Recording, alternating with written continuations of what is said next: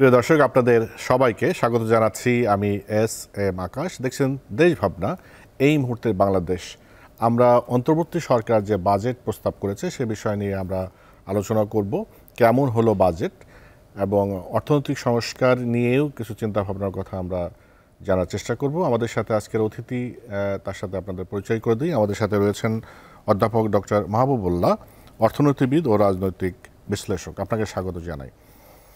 শুরুতে আপনাকে যেটা জানতে চাইবে, সাধারণ কোশ্চেন, যে কেমন হলো বাজেট। ইতোমধ্যে বিভিন্ন অর্থনীতিবিদ, বিভিন্ন সংস্থা, ব্যবসায়ী, বিভিন্নজন বিভিন্নভাবে ব্যাখ্যা করেছেন।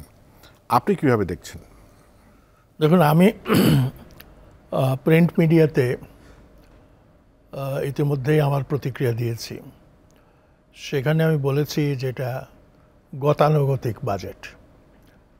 আজকের পত্রিকায় দেখলাম সম্ভবত অর্থ উপদেষ্টা বলেছেন, নিজেও বলেছেন যে কিছুটা গতানুগতিক হয়েছে, গতানুগতিকতার কাছাকাছি একটা বাজেট। এছাড়াও আরেকটা মন্তব্য আমাকে খুব স্পর্শ করেছে। সেই মন্তব্যটি হচ্ছে দিন পার করার বাজেট। অর্থাৎ দিন পার করা মানে কি? মানে হচ্ছে সাধারণত গরিব মানুষ যে কাজটা করে সেটা হলো কোনো রকমে এই আজকের দিনটার খোরাকি জোগাড় করে তারপরে সেই আহার গ্রহণ করার পর সে কাজে যায়, কাজ করে, কাজ করার পর আবার যে মজুরিটা পায় সেটা দিয়ে পরের দিন আবার সে তার আহার জোগাড় করে। তো এইটাই হচ্ছে দিনাতিপাত বা দিন পার করার, দিন আনে দিনে খাওয়া। হ্যাঁ, দিন আনে দিনে খাওয়া যেটা আছে সেটা। তো এর থেকে একটা জিনিস স্পষ্ট, সেটা হচ্ছে এই বাজেট থেকে কেউ অর্থনৈতিক প্রবৃদ্ধি আশা করছে না। যদি দিনে আনা দিনে খাওয়ার বাজেট না হতো তাহলে হয়তো কিছুটা আমরা অর্থনৈতিক প্রবৃদ্ধি আশা করতাম। এমনিতেই গত অর্থ বছরের অর্থনৈতিক প্রবৃদ্ধি 3.5% এবং আশা করা হয়েছিল এটা 5.5% হবে। বাস্তবে তা হয় নাই। কেন হয় নাই সেটা আমাদের কাছে খুব স্পষ্ট। কারণ 24 সালের আগস্ট জুলাইতে যে গণ অভ্যুত্থান হয় এবং সেই গণ অভ্যুত্থানের ফলে উৎপাদন কর্মকাণ্ড যেভাবে ডিসলোকেটেড হয়, এর ফলে এবং সেখান থেকে আবার উঠে আসা, আবার স্বাভাবিক অবস্থায় আসতে একটা সময়ের প্রয়োজন হয়। স্বাভাবিকভাবেই এরকম পরিস্থিতিতে আপনার অর্থনৈতিক প্রবৃদ্ধি যেমনটি হওয়ার কথা ছিল সেটা আশা করা যায় না।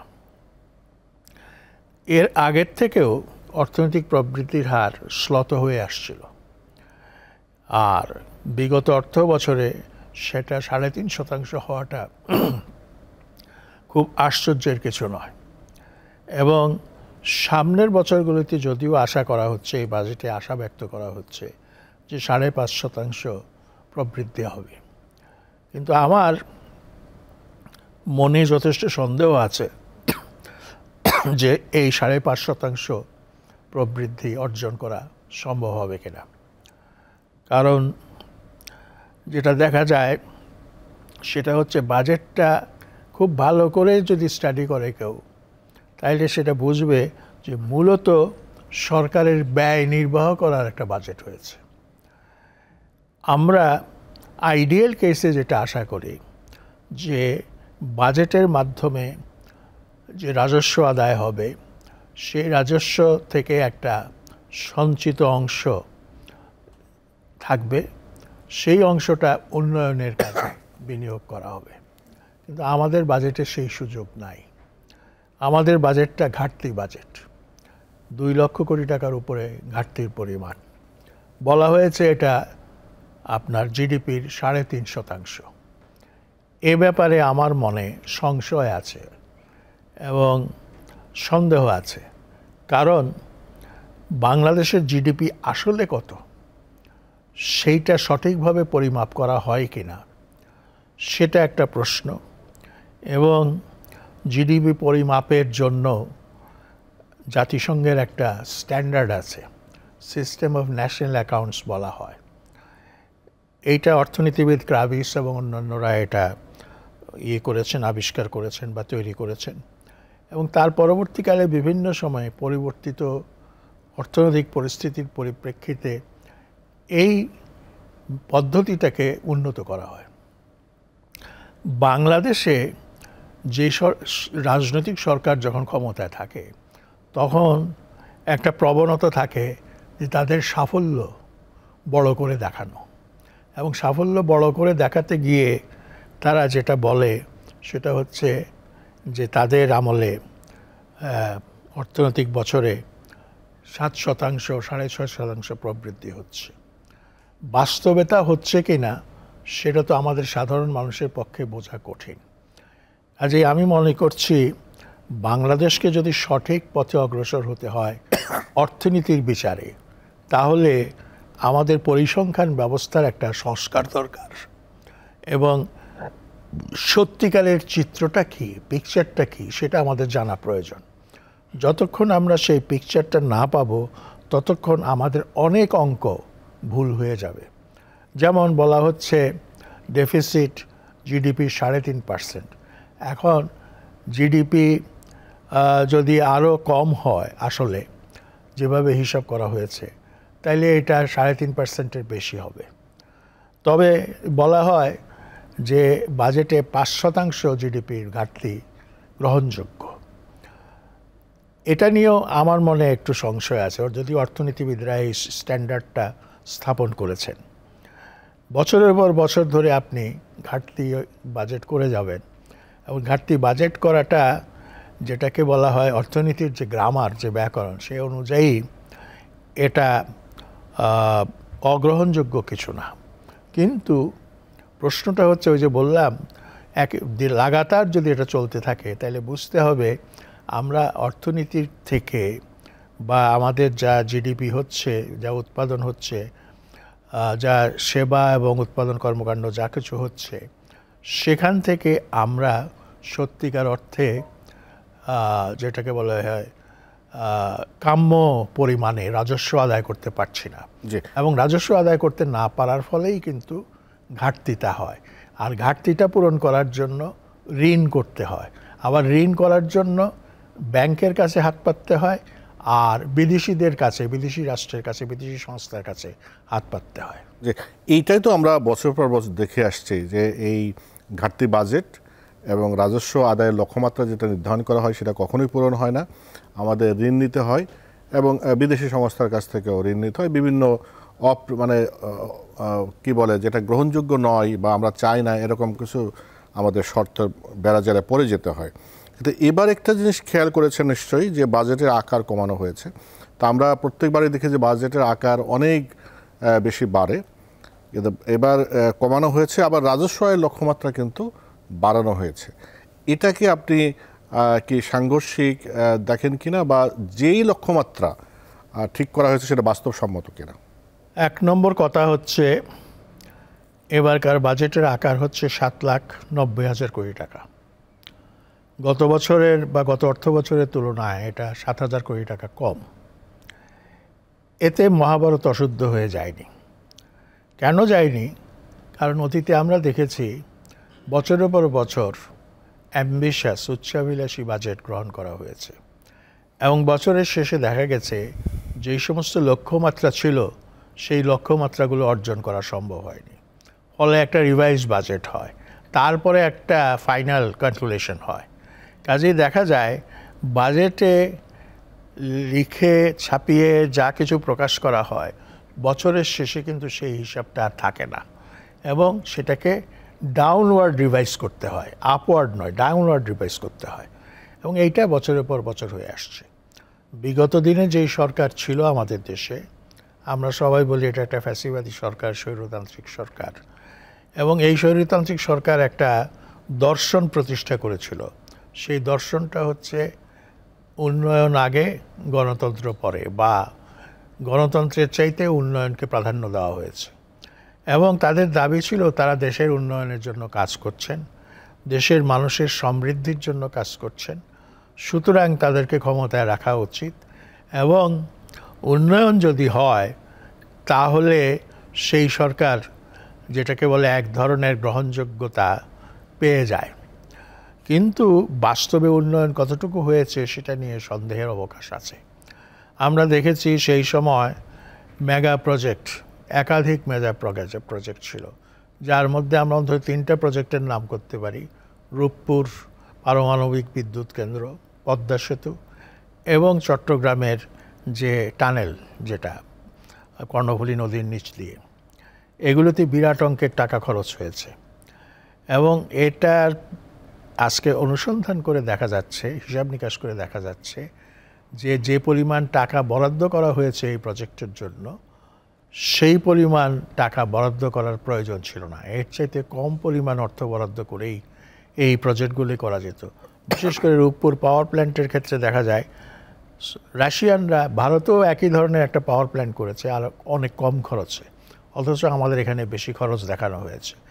এর উদ্দেশ্য হচ্ছে দুর্নীতি, অর্থাৎ এইখানকার যে বাড়তি অঙ্কের টাকাটা দেওয়া হয়েছে সেটা নানান হিসাবের কারচুপি করে তার থেকে দুর্নীতি করা। তো সেই হিসাবে আপনার বাজেটের এগুলোর সেই হিসাবে যে বাজেটের আকার, সেই আকারটাকে খুব সন্তোষজনক বা গ্রহণযোগ্য বা বৈধ মনে করার কোনো কারণ নাই।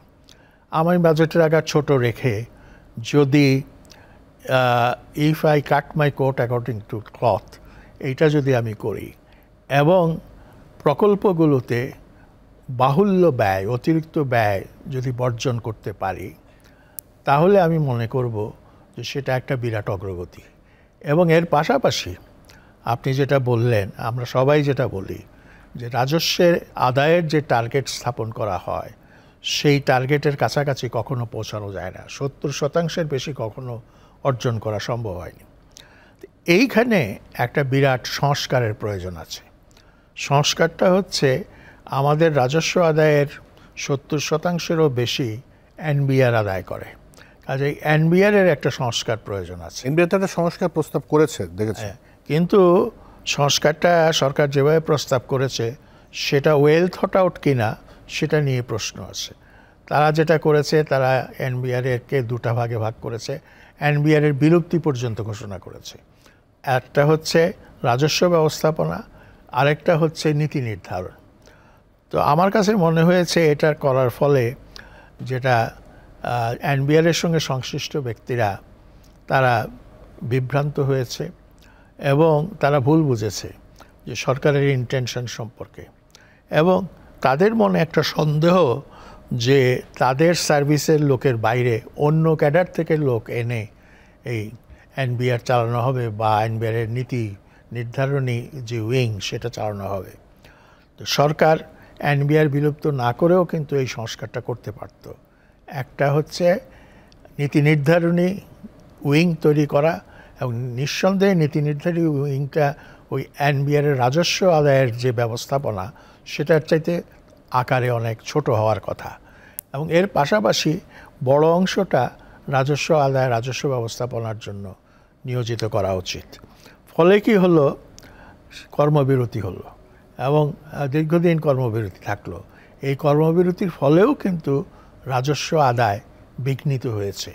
তো এই যে আমি সংস্কারের কথা বললাম, এই সংস্কার একটা তো প্রশাসনিক সংস্কারের ব্যাপার আছে, আরেকটা হচ্ছে যে কী করলে পরে করের পরিধি বিস্তার করা যায়, কি করলে পরে রাজস্ব সংগ্রহকে আরও দক্ষ করা যায় এবং একই জনবল দিয়ে আরও বেশি পরিমাণ রাজস্ব সংগ্রহ করা যায়। তৃতীয়ত, মানুষকে রাজস্ব মানুষকে ট্যাক্স বিমুখ না করা, অর্থাৎ আপনি রাজস্ব বৃদ্ধি করতে গিয়ে এমন সব নিয়ম নীতি পদ্ধতি প্রক্রিয়া অবলম্বন করলেন যাতে মানুষ বিরক্ত বোধ করে, যাতে মানুষ অশান্ত হয়ে ওঠে এবং সে মনে করে যে আমার উপর একটা বিড়ম্বনা চাপিয়ে দেওয়া হচ্ছে, করের বিড়ম্বনা। এইগুলির থেকে মুক্ত রাখা মানুষকে, এবং মানুষ যেন ট্যাক্স পরিশোধ করতে গিয়ে কিছুটা স্বস্তি বোধ করে সেই চেষ্টাটা করা। পৃথিবীর বহু দেশ আছে তার ন্যাশনাল এক্সপেন্ডিচারের 50% 55% আপনার জাতীয় বাজেট থেকে পূরণ করে, এবং সেখানকার লোকেরা ব্যাপকভাবে সরকারকে ট্যাক্স দেয়।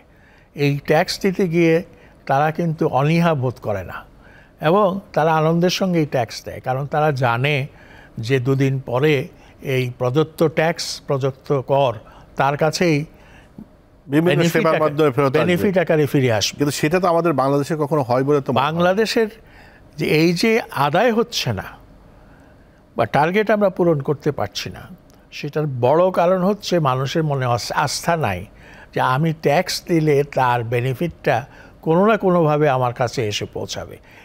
এইটাও সংস্কারের একটা বিরাট দিক, যে মানুষ যেন আস্থা পায় সে যা দিচ্ছে বিনিময়ে সেই সমপরিমাণ বেনিফিট সে পাচ্ছে। এইগুলো হচ্ছে আপনার রাজস্ব ক্ষেত্রে সংস্কারের ব্যাপার।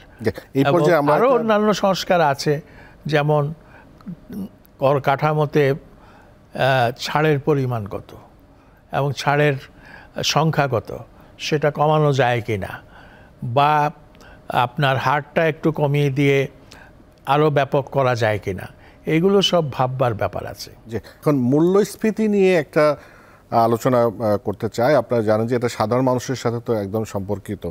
মূল্যস্ফীতি মানুষকে অনেক ভুগিয়েছে, তো কিছুটা কমতে শুরু করেছে, কিন্তু যে প্রস্তাব করা হয়েছে মানে অনেক নেমে আসবে বলে আশা করা হয়েছে বাজেটে, সেটা কতটা সম্ভাবনা দেখেন? না, বিগত দিনগুলোতে 9%-এরও বেশি মূল্যস্ফীতি ছিল। আমার কাছে এখানে একটু সন্দেহ হয় এইটা আসলে 10%-এর বেশি। 10%-এর বেশি ছিল, কমে 9%, 9.82 এরকম একটা ইয়েতে সংখ্যা এসছে। এইরকম একটা অদ্ভুত সংখ্যা দেখানোর একটা কারণ হচ্ছে যে দেখানো যে মূল্যস্ফীতি এখন আর 2 ডিজিটে নাই, লেস দেন 2 ডিজিট সেই জায়গায় নেমে আসছে। যাই হোক, সেটা তো হিসাব নিকাশের ব্যাপার। মূল্যস্ফীতি কতটা আছে না আছে মানুষ সেটা দৈনন্দিন জীবনের বাজারে গেলেই তো বোঝা যায়, সেটা অভিজ্ঞতার থেকে বুঝতে পারে এবং হাড়ে হাড়ে তাই পায়। তো এইবারকার বাজেটে বলা হয়েছে যে মূল্যস্ফীতি হ্রাস করার একটা চেষ্টা হবে। সম্ভবত বলা হয়েছে 5.5% মূল্যস্ফীতি এইরকম হ্রাস করে নিয়ে আসা হবে, মানে 7% নামানোর একটা চিন্তা আছে আর কি। আমি পড়লাম এক জায়গায় 5.5%, 5.5 এরকম, বা 7%, যাই হোক, যেটাই হোক, অর্থাৎ হ্রাস করা হবে। এখন মূল্যস্ফীতি বাংলাদেশে কি কারণে হয় এইটা আমাদেরকে বুঝতে হবে, বা কী কারণে হয়েছে এটা আমাদেরকে বুঝতে হবে। মূল্যস্ফীতির একটা উৎস হচ্ছে আন্তর্জাতিক বাজার। আন্তর্জাতিক বাজারে যদি জিনিসপত্রের দাম বেড়ে যায় এবং সেখান থেকে যদি আমাদেরকে আমদানি করতে হয়, তাহলে দেশের বাজারে আর কম দামে বিক্রয় করা সম্ভব হয় না। বাংলাদেশ একটা আমদানি নির্ভর অর্থনীতি। এখানে শুধু ভোগ্যদ্রব্যের জন্য নয়, অনেক যেটাকে বলা হয় উৎপাদনের ইন্টারমিডিয়েট প্রোডাক্টস, যেগুলো মধ্যবর্তী পণ্য বা কাঁচামাল বা যন্ত্রাংশ, এগুলো আমদানি করতে হয়। এগুলোর দামও যদি বৃদ্ধি পায় তাহলে উৎপাদনের খরচের উপরে এর একটা নেতিবাচক প্রতিক্রিয়া হয় এবং সেখানে স্বাভাবিকভাবে দাম বাড়তে বাধ্য। আরেকটা কারণে মূল্যস্ফীতি হয়, সেটা হলো দেশের বাজারে এক্সচেঞ্জ রেট কত, ডলারের সঙ্গে টাকার বিনিময় হার কত। একটা সময় ছিল বাংলাদেশে যখন বিনিময় হার 83-84 টাকা ছিল $1, সেটা বাড়তে বাড়তে বাড়তে বাড়তে এবং গত 2 বছর 3 বছরে সেটা সাংঘাতিকভাবে খুব দ্রুতগতিতে বেড়ে টাকায় 116, 115, 117 এই পর্যায়ে নেমে এসছে। হাল আমলে বাংলাদেশ ব্যাংক যে নীতি নিয়েছে সেটা হচ্ছে যে এই ডলারের বিনিময় হার কৃত্রিমভাবে নিয়ন্ত্রণ করা হবে না, এটাকে বাজারের হাতে ছেড়ে দেওয়া হবে এবং বাজারের হাতে ছেড়ে দেওয়া হয়েছে। আমি মনে করি বর্তমান মুহূর্তে এটাই হলো বাস্তবতা, এটা সঠিক। কারণ আপনার এই যে বাজারের হাতে ডলারের মানটা ছেড়ে দেওয়া হলো বা বৈদেশিক অন্য যে কোনো মুদ্রার মানটাকে ছেড়ে দেওয়া হলো, এর ফলে যেই সুবিধাটা হবে সেটা হচ্ছে আমরা আমাদের যারা প্রবাসী কর্মী আছেন, যারা দেশে রেমিটেন্স পাঠান, প্রবাসী আয় পাঠান, তারা তো একটা হিসাব করেন তারা যে রেমিটেন্সটা পাঠাচ্ছেন সেটার বিনিময়ে তার পরিবার কত টাকা পাচ্ছে, এবং সেটা নিঃসন্দেহে নির্ভর করে ডলারের হারের উপর। তো যেহেতু সরকারি মাধ্যমে পাঠালে পরে আগে তুলনামূলকভাবে কম টাকা পাওয়া যেত, তার চাইতে বেশি টাকা হুন্ডির মাধ্যমে পাওয়া যেত, মানুষের একটা প্রবণতা ছিল যে হুন্ডির মাধ্যমে রেমিটেন্সটা পাঠানো। এখন আমরা আশা করতে পারি যে হুন্ডি আর সেভাবে সক্রিয় থাকবে না, বাজারের যে নিয়ম অনুসারেই এটা সরকারি চ্যানেলে স্বাভাবিক হারে এটা আসবে এবং মানুষও এর দ্বারা উপকৃত হবে। এখন প্রশ্নটা হলো এই এক্সচেঞ্জ রেটের যে হার সেটা 116 টাকার থেকে নামিয়ে 100 টাকা কীভাবে করা যায় বা 95 টাকা কীভাবে করা যায়, এইটা একটা বড় প্রশ্ন। এইটার মানে ব্যাখ্যাটা হচ্ছে ডলারের দাম কত হবে, পাউন্ড স্টার্লিংয়ের দাম কত হবে, সেটা নির্ভর করে বাজারে বৈদেশিক মুদ্রার চাহিদা কত আর বৈদেশিক মুদ্রার যোগান কত, সাপ্লাই অ্যান্ড ডিমান্ড কত। এখন সাপ্লাই যদি ডিমান্ডের চাইতে বেশি হয় সেই ক্ষেত্রে ন্যাচারালি ফরেন এক্সচেঞ্জের দাম বেড়ে যায়, আর সাপ্লাই যদি আরেকটু বৃদ্ধি পায় ডিমান্ডের তুলনায় তাইলে কিন্তু ফরেন এক্সচেঞ্জ রেটটা কমে আসে। তো এই ক্ষেত্রে আমরা কোথা থেকে ফরেন এক্সচেঞ্জ পেতে পারি? আমাদের সূত্র তো খুব সীমিত, সেটা হচ্ছে আমরা এক্সপোর্টের মাধ্যমে পেতে পারি, বিদেশে পণ্য সামগ্রী রপ্তানির মাধ্যমে। দ্বিতীয়ত আমরা যেটা আমাদের প্রবাসী কর্মী যারা আছেন তাদের রেমিটেন্সের মাধ্যমে আমরা পেতে পারি। তৃতীয় আরেকটা সূত্র আছে, সেটা হচ্ছে বিদেশি ঋণ বা সাহায্যের গ্র্যান্টের থেকে সেটা আমরা পেতে পারি। চতুর্থ আরেকটা বড় সূত্র হচ্ছে আপনার ফরেন ইনভেস্টমেন্ট, বিদেশি বিনিয়োগ। এখন দুর্ভাগ্যের বিষয় হলো বাংলাদেশে আমরা বিদেশি বিনিয়োগ নিয়ে সব সময় উচ্চ গলায় কথা বলি, এই হয়ে যাচ্ছে, হবে, এর প্রবাহ বাড়বে, বিদেশিরা এখানে বিনিয়োগ করার জন্য এগিয়ে আসবে ইত্যাদি ইত্যাদি। কিন্তু যে দেশে দেশীয় বিনিয়োগকারীরা এই আস্থা পায় না, সেইখানে আপনার বিদেশি বিনিয়োগকারীরা কতটা আস্থা পাবে সেটা নিয়ে প্রশ্ন আছে।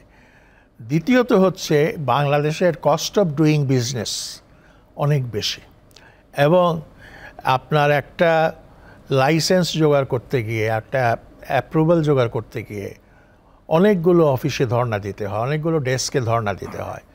এর ফলে সময় নষ্ট হয়, অর্থ নষ্ট হয়, মানুষের ধৈর্যের বাঁধ ভেঙে যায়। এই সব কারণে এখানে বিনিয়োগ হচ্ছে না। আরেকটা দিক হচ্ছে যে আমার বিনিয়োগটা সিকিউর থাকবে কিনা, নিরাপদ থাকবে কিনা, এবং কোনোভাবে এইটা বাজেয়াপ্ত করা বা রাজনৈতিক অভ্যুত্থানের কারণে বা ইয়ের কারণে এটা আমার হাত থেকে হাতছাড়া হয়ে যাবে কিনা, যারা বিনিয়োগ করে তাদের হাত থেকে। তো এইগুলো হচ্ছে ফ্যাক্টর। যে আরেকটা জিনিস, কাজেই আপনার মূল্যস্ফীতির নিয়ন্ত্রণ খুব সহজ কাজ নয়। আর মূল্যস্ফীতির আরেকটা বড় দিক হচ্ছে সাপ্লাই অফ মানির উপরেও এটা একটু নির্ভর করে।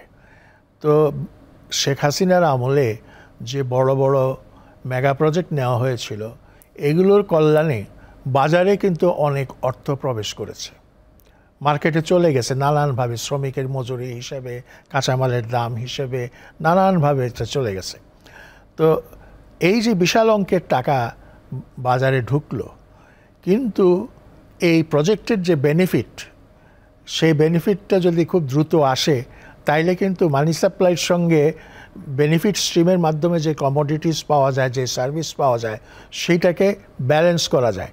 কিন্তু আপনার ইনফ্রাস্ট্রাকচার প্রজেক্ট, বড় ইনফ্রাস্ট্রাকচার প্রজেক্টের ক্ষেত্রে বিশেষ করে দেখা যায় রিটার্ন খুব স্লো আসে, হয়তো 100 বছর ব্যাপী এটা আসে। হয়তো একটা প্রজেক্টে যা ইনভেস্ট করা হলো সেটার টাকা তুলে নিয়ে আসতে 50 বছর সময় লাগলো, কিন্তু ইতিমধ্যে তো বাজারে টাকা ঢুকে গেছে।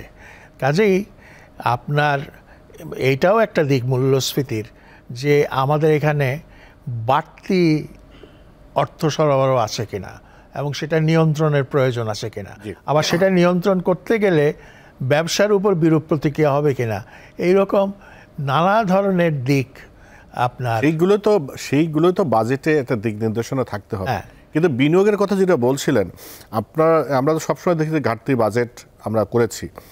তো সেক্ষেত্রে সরকার যে প্রায় 1 লক্ষ কোটি টাকা ব্যাংক ব্যবস্থা থেকে নিবে, তো সেখানে বাংলাদেশে ব্যাংকের অবস্থা কি আপনি জানেন যে ব্যাংকের তো খুবই নাজুক পরিস্থিতি, এখানে আমানত তো আরও অনেক কমেছে।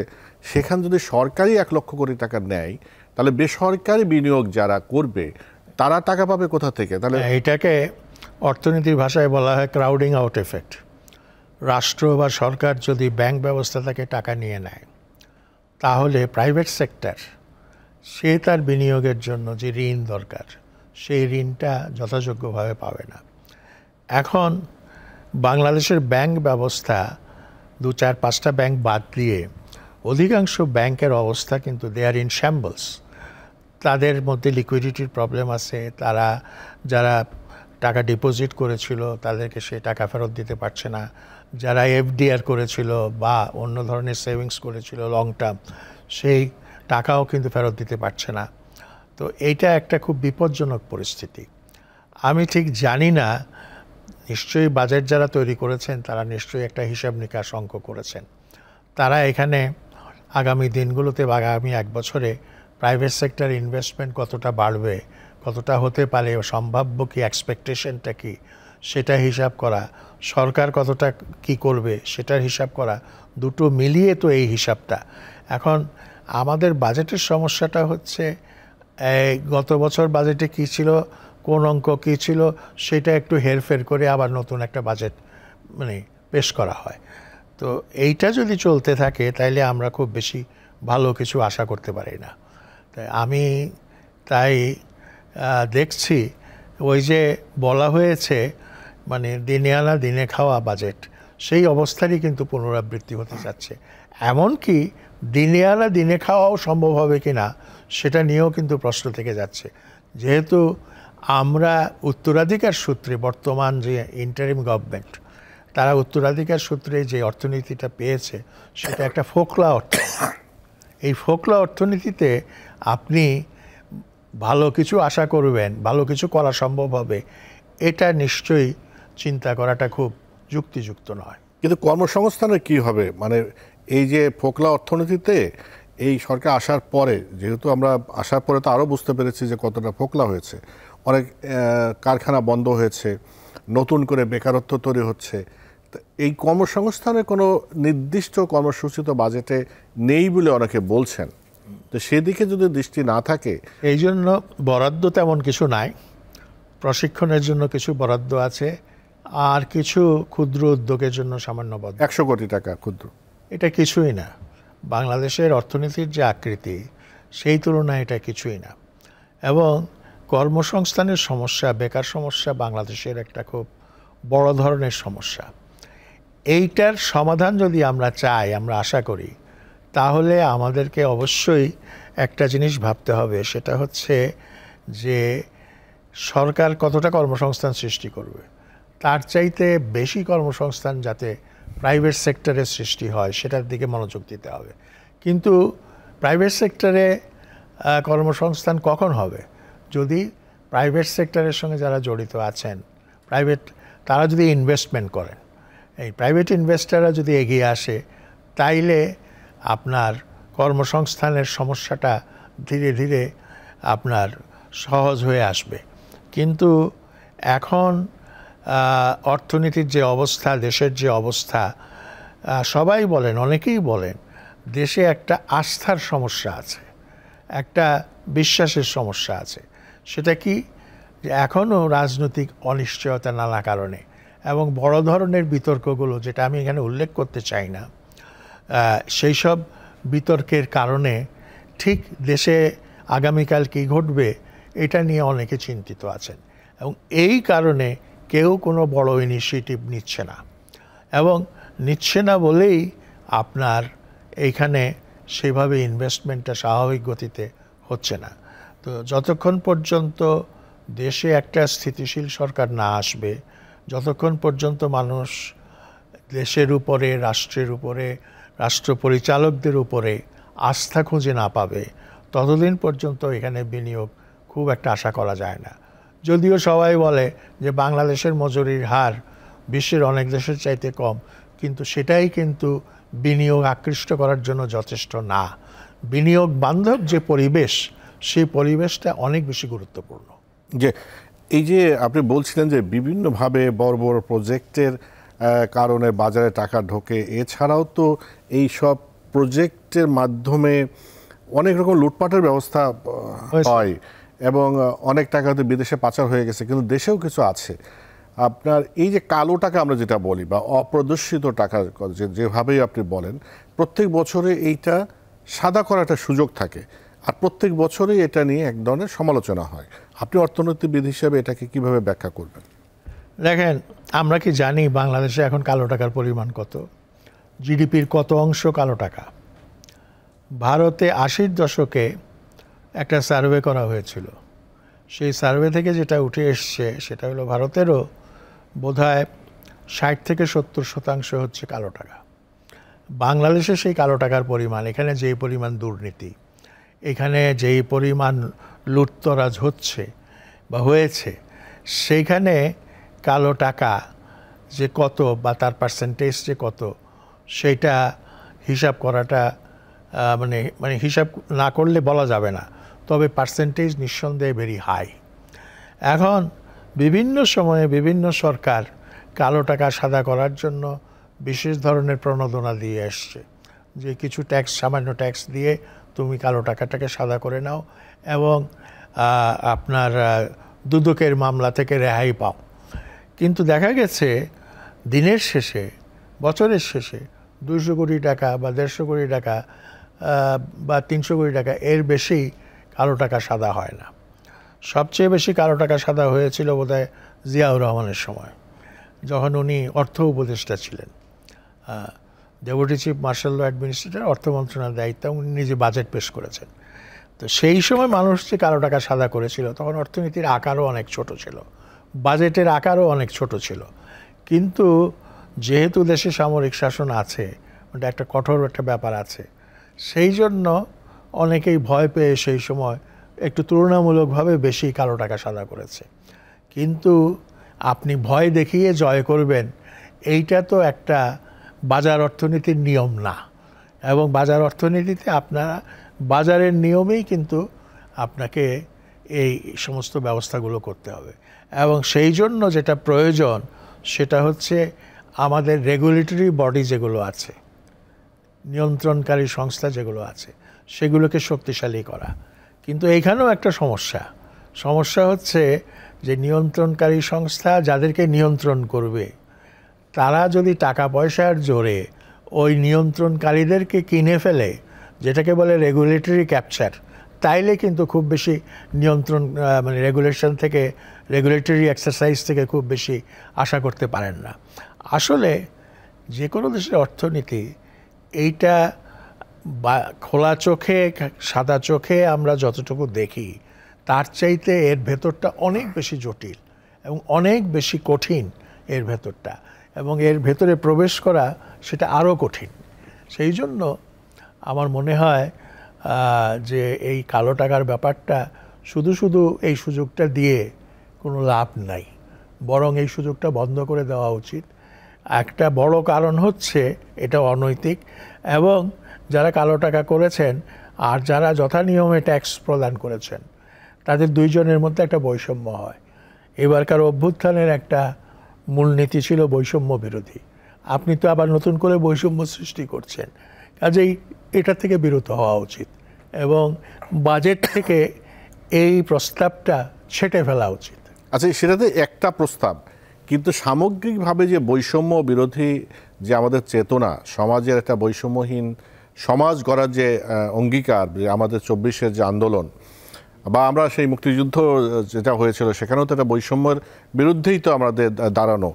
কিন্তু এই বাজেটে এর কোনো ফিলোসফি বলেন আর যেটাই বলেন, এইখানে সেটা উল্লেখ বা সেরকম কোনো কিছু ব্যবস্থা নাই, এরকম সমালোচনা এসেছে। হ্যাঁ, আমি এটাও বলেছি যে এই বাজেটের দর্শন নাই। শুধু এই বাজেট না, বাংলাদেশে বছরের পর বছর যেসব বাজেট দেওয়া হয়েছে সেসব বাজেটেরও কোনো দর্শন ছিল না। এবং এই দর্শন অনেক কিছু হতে পারে। এই দর্শন হতে পারে জনকল্যাণ বৃদ্ধি করা, এই দর্শন হতে পারে দ্রুত অর্থনৈতিক প্রবৃদ্ধি করা। এইবার তো বলেছে এই সরকার নাকি মানব কল্যাণের বাজেট দিয়েছে।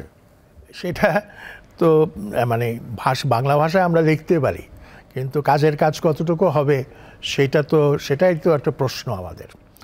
তো এই যেটা বললেন যে একটা দর্শনের অভাব, নিঃসন্দেহে দর্শনের অভাব।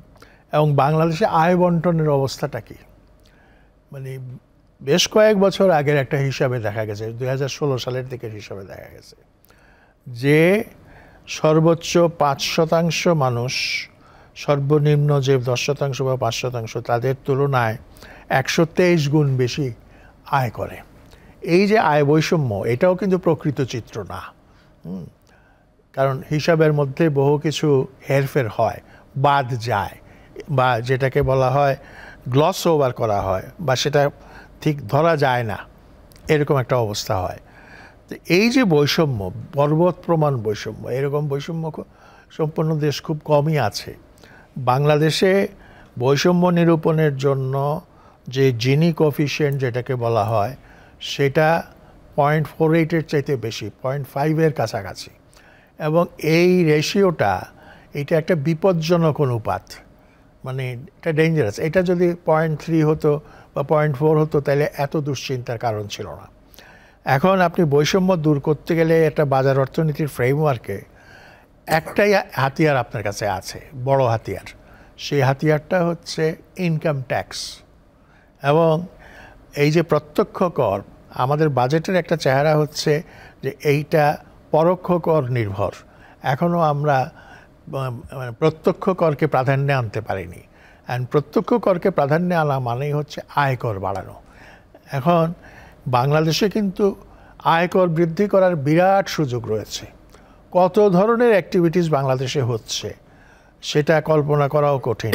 সেই জন্য বলা হয় যে বাংলাদেশকে বলা হয় সরকার যতই দুর্বল থাকুক, যাই থাকুক, resilience of the people it's very high. যেমন ধরেন, আপনি একটা কথা চিন্তা করেন, এই ডায়াগনস্টিক সেন্টারের নামে কত হাজার ডায়াগনস্টিক সেন্টার বাংলাদেশে আছে। আপনার কোচিং সেন্টারের নামে কত হাজার কোচিং সেন্টার এখানে আছে, বা কত কোচিং সেন্টার আছে। তো এই রকম নানান রকম সংস্থা বাংলাদেশে গড়ে উঠেছে। আপনি বিদেশ যাবেন, তার জন্য একটা সহায়তা দরকার, সেটাকে কেন্দ্র করে একটা কোম্পানি গড়ে উঠেছে। তারপরে ম্যান পাওয়ার এক্সপোর্টের সঙ্গে জড়িত যারা, তাদের একটা সংস্থা গড়ে উঠেছে, একটা না একাধিক সংস্থা গড়ে উঠেছে। হজ করতে গেলে প্রচুর লোক, এই যে হজ এজেন্সি, এবং তারা প্রচুর আয় করে। আর এগুলো তো আছেই। এর পাশাপাশি আমাদের প্রত্যেকটা উপজেলায় গ্রোথ সেন্টার হয়েছে, ব্যবসা বাণিজ্য, দোকানপাট, এগুলো ব্যাপকভাবে দেখা যায় এটা আমরা। এবং দেখেন, যেখানে গ্রামাঞ্চলে সন্ধ্যা 7টা বা 8টা বাজলে সব অন্ধকার হয়ে যেত, এখন আর সেই রকম। যেটা আপনি বলেন বারবার, যেটা বলা হয় যে ট্যাক্স বাড়ানো, শোনেন, এই কথাগুলো বলছি তো এই জন্যই, এই যে গ্রোথ সেন্টার, কিংবা এই যে হাইওয়ে করিডোর মানে হচ্ছে আপনার ঢাকা থেকে চট্টগ্রামের যে সড়ক, বা ঢাকা থেকে সিলেটের যে সড়ক, ঢাকা থেকে ময়মনসিংহ উত্তরবঙ্গের যে সড়ক, বা খুলনার দিকে যে সড়ক, এই সড়কের পাশে কিন্তু আপনি দেখবেন বহু বিজনেস সেট আপ গড়ে উঠেছে। এবং এইগুলো চালকল থেকে শুরু করে বহু রকমের মধ্যে, এমনকি একটা সাধারণ চায়ের দোকান, সেই সাধারণ চায়ের দোকানে বার্ষিক আয়ের পরিমাণ কত, সেটা কি কখনো আমরা হিসাব করে দেখেছি? প্রচুর তো বিক্রি হচ্ছে, মানে প্রতি মিনিটে চা বিক্রি হচ্ছে, প্রতি মিনিটে মানুষ আসছে সেখানে চা গ্রহণ করছে, শুধু চা নয়, চায়ের সঙ্গে টাও গ্রহণ করছে। আমি এইগুলো বললাম এই জন্য যে ইকোনমিক অ্যাক্টিভিটিস, সার্ভিস অ্যাক্টিভিটিস প্রচুর পরিমাণে বৃদ্ধি পেয়েছে দেশে। এটা ইকোনমির গুড হেলথের লক্ষণ। কিন্তু এখান থেকে যদি আমি এগুলো হিসাবের মধ্যে নিয়ে এসে এবং একটা সার্ভে করে এদের অবস্থান, এদের এবং এদের একটা ডেটাবেস তৈরি করে এদের উপরে যদি অন্যায়ভাবে না, ন্যায্যভাবে কর আরোপ করা যেত, আয়কর আরোপ করা যেত, তাইলে কিন্তু দেখতেন যে আমাদের বাজেট স্বয়ংসম্পূর্ণ একটা বাজেট হতো, ঋণ করার প্রয়োজন হতো না। এবং আয়কর বৃদ্ধির মাধ্যমে কিন্তু একটা জিনিস হয়, যে বৈষম্যের কথা আপনি বলেছেন, সেই বৈষম্য হ্রাস করা সম্ভব হয়। ইনকাম ট্যাক্স একটা ক্যাপিটালিস্ট ইকোনমিতে, একটা মার্কেট ইকোনমিতে বৈষম্য ঠেকিয়ে রাখার একটা অত্যন্ত শক্তিশালী হাতিয়ার। জি, আমরা শেষ করব। একদম সর্বশেষ যে প্রশ্নটা আপনাকে করতে চাই সেটা হলো, আমরা এই যে গত 15-16 বছর যেটা দেখেছি, যে লাগাম ছাড়া দুর্নীতি বিভিন্ন মেগা প্রজেক্টের মাধ্যমে যেটা হয়েছে, তো এই যে বাজেটের মাধ্যমে বা এই সরকারকে কি পরামর্শ দেবেন যে অন্তত এই দুর্নীতির কিছুটা লাগাম ধরা যায় কিনা? একটাই মানে আমার সেটা হচ্ছে দুর্নীতি আপনি এখন যা হচ্ছে, যদি মনে করেন যে দুর্নীতি দমন কমিশন দিয়ে এটা রোধ করবেন, আমার মনে হয় এটাতে প্রান্তিক একটা ফল হতে পারে, কিন্তু মৌলিক কোনো ফলাফল অর্জন করতে পারবেন না। এবং এটার জন্য প্রয়োজন হচ্ছে মানে হাই পলিটিক্যাল উইল, বিশাল মাত্রার একটা রাজনৈতিক সদিচ্ছা, এবং যিনি সরকার প্রধান থেকে শুরু করে সরকারের উচ্চ পদে যারা আছেন, মন্ত্রীরা যারা আছেন, পার্লামেন্ট মেম্বাররা আছেন, এদের প্রত্যেকের একটা স্ট্রং পলিটিক্যাল উইল থাকতে হবে যে আমরা নিজেরা দুর্নীতি করব না এবং দুর্নীতি হতে দেব না। এখন বহু রকম কায়দা করা হয়, নির্বাচনের সময় হলফনামা করে আয়ের পরিমাণ জানার চেষ্টা করা হয়, তারপরে সম্পদের পরিমাণ জানার চেষ্টা করা হয়, এগুলি করা হয়, কিন্তু এগুলো অনেক সময় দেখা গেছে ঠিক সঠিক নয়, ভুয়া।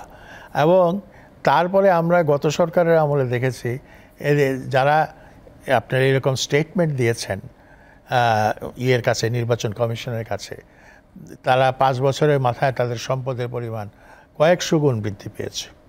তো এইটা কিভাবে সম্ভব হয়েছে? এটা একমাত্র দুর্নীতির মাধ্যমেই সম্ভব। আর এইটা হচ্ছে এই কারণে যে সর্বোচ্চ যিনি ক্ষমতায় আসনে আছেন, তিনি নিজেই যদি দুর্নীতিগ্রস্ত হন, তাইলে অন্যরা, তার সাঙ্গপাঙ্গরা, তারাও তো দুর্নীতিগ্রস্ত হবে, এবং তারা মনে করবে যে আমরা একটা লাইসেন্স পেয়ে গেছি, লাইসেন্স টু করা। এই লাইসেন্সটা বন্ধ করতে হবে। লাইসেন্সটা বন্ধ করতে গেলে সবচেয়ে যেটা প্রয়োজন সেটা হচ্ছে একটা আত্মশক্তির প্রয়োজন, যে ভালো মানুষ, আদর্শ মানুষ দেশ শাসন করবে, দেশের দায়িত্বে আসবে, সেই রকম মানুষ আমাদের চাই রাজনীতিতে।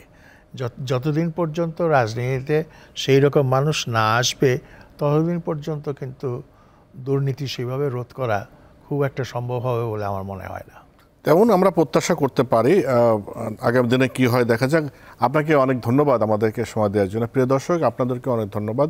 আজ আমরা যে অন্তর্বর্তী সরকার যে তার যে বাজেট প্রস্তাব করেছে সে বিষয়ে নানা দিক আলোচনা করলেন। আমাদের সাথে ছিলেন অধ্যাপক ডক্টর মাহবুবুল্লাহ।